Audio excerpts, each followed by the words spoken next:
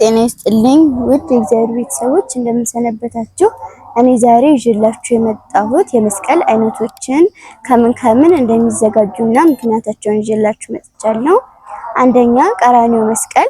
የዚህ አይነት መስቀል ጌታችን ኢየሱስ ክርስቶስ የተሰቀለበት የመስቀል አይነት ሲሆን በዚህ አይነት የመስቀል ቅርጽ የሚሰራ መስቀል ሁሉ ቀራንዮ መስቀል እየተባለ ይጠራል። ሁለተኛ ለንጊኖስ መስቀል። ለንጊኖስ መስቀል እንደ ቀራንዮ መስቀል ፊደልን የሚመስል ሲሆን ለንጊኖስ የሚባል አይሁዳዊ ሰው የክርስቶስን ጎን እንደወጋው የሚዘክር የመስቀል አይነት ነው። ሶስተኛ ማህተም መስቀል። አኮቴተ ምስጢር የሚታተምበት ወይም የሚሰራበት ክብ ሆኖ በክቡ ውስጥ የመስቀል ቅርጽ ያለበት አንዱ የመስቀል አይነት ነው። አራተኛ መጾር መስቀል። መጾር መስቀል የምንለው የእጀታ መግቢያ ያለው ማለት እንደ ምሰሶ፣ እንደ ድንኳን፣ እንደ ድባብ መያዣ ያለ ተሸካሚ ዘንግ ያለው የመስቀል አይነት ነው። መጾር መስቀል የሚባለው መጠኑ ከባድ ከመሆኑ የተነሳ ያለ ተሸካሚ ወይም ያለ መጾር ብቻውን አይያዝም። አራተኛ ስዕለ ስቅለት መስቀል።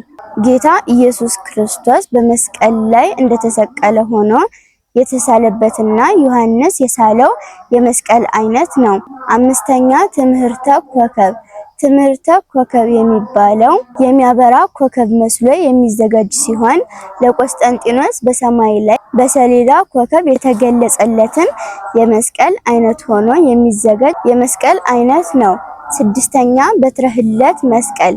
በትረ ህለት መስቀል የሚባለው እንደ ካህናት መቋሚያ ዘንግ ወይም ፊደልን ወይም አንድን ቁጥር የሚመስል የመስቀል አይነት ነው። ሰባተኛ እርፈ መስቀል። እርፈ መስቀል የሚባለው ለቤተ ክርስቲያን አገልግሎት የሚውል ከፍህመ እሳቱ መጫሪያ እጀታና ከክቡር ደሙ መቀበያ ማንኪያ ላይ ያለው የመስቀል አይነት ነው። ስምንተኛ ሰጎን ወይም ጉልላት መስቀል። ሰጎን ወይም ጉልላት መስቀል የምንለው በመስቀሉ ክብ ጫፍ ላይ ከ5 በላይ የሰጎን ወፍና የሰጎን እንቁላል የሚደረግበት የመስቀል አይነት ነው። ዘጠነኛ ሙሻዘር መስቀል። ሙሻዘር መስቀል የሚባለው ይህ አይነት መስቀል ከእንስሳት ቆዳና ከተለያዩ እጽዋት የተወጣጣ ሆኖ በሙሻ ዘር ወይም በማጣበቂያ ተያይዞ የሚሰራ የመስቀል አይነት ሲሆን ብዙውን ጊዜ የግብጽ አብያተ ክርስቲያናት እያዘጋጁ ይጠቀሙበታል። አስረኛ ዓላማ መስቀል።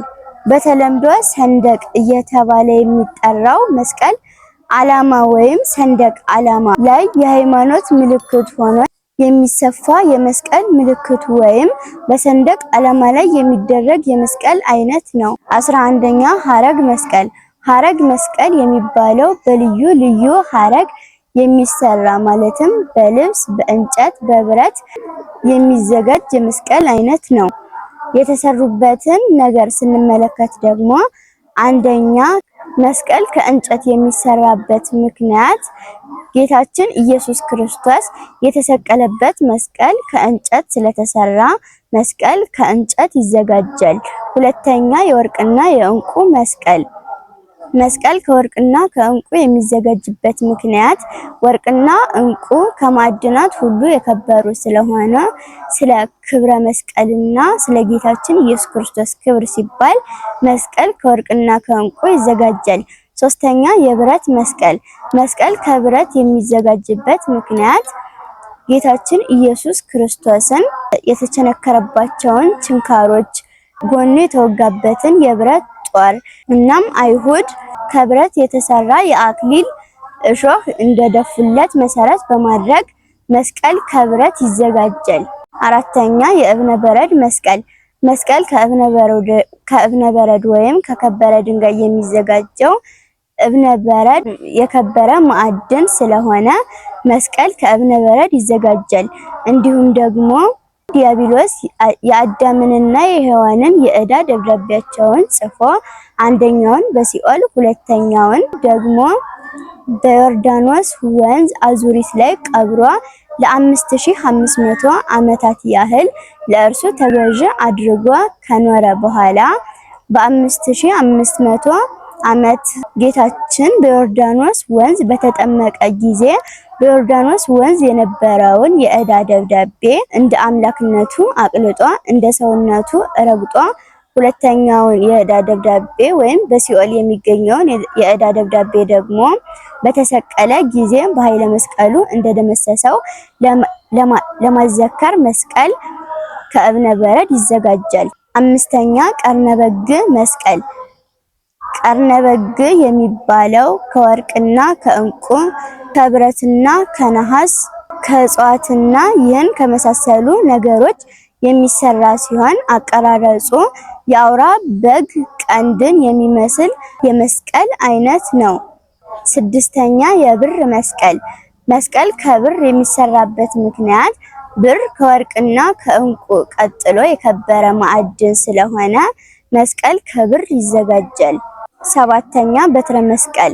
በትረ መስቀል ከዘንጉ ጫፍ ላይ የመስቀል ቅርጽ ያለው ሲሆን ይህም አይሁድ ጌታን በበትረ ሕለት እንደደበደቡት የሚያዘክር የመስቀል አይነት ነው። ስምንተኛ በትረ መንግስት መስቀል። በትረ መንግስት መስቀል የሚባለው ከዘንጋቸው ጫፍ ላይ ከወርቅና ከዕንቁ የተሰራ የመስቀል ቅርጽ በማድረግ ይይዙት የነበረ የመስቀል አይነት ነው። ዘጠነኛ የዝሆን ጥርስ መስቀል። መስቀል ከዝሆን ጥርስ የሚዘጋጅበት ምክንያት የዝሆን ጥርስ ያማረ መልክ ስላለው ከዝሆን ጥርስ ይዘጋጃል። እንዲሁም ደግሞ ከዝሆን ቆዳ ይዘጋጃል። ለአብነት ያህል የተወሰኑትን የመስቀል አይነቶች ከዚህ ብንጠቅስም የመስቀል አይነቶች በእነዚህ ብቻ እንደማይወሰኑ ልብ ማለት ይኖርብናል። ወስብሐት ለእግዚአብሔር ወለወላዲቱ ድንግል ወለመስቀሉ ክቡር። ይቆያል።